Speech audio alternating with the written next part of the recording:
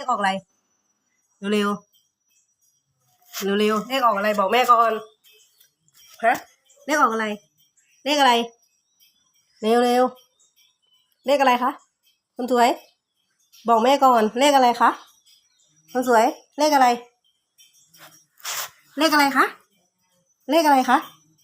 วันนี้เลขอะไรไม่บอกกินพริกน้ำปลานะวันนี้แม่จะถูกหวยไหม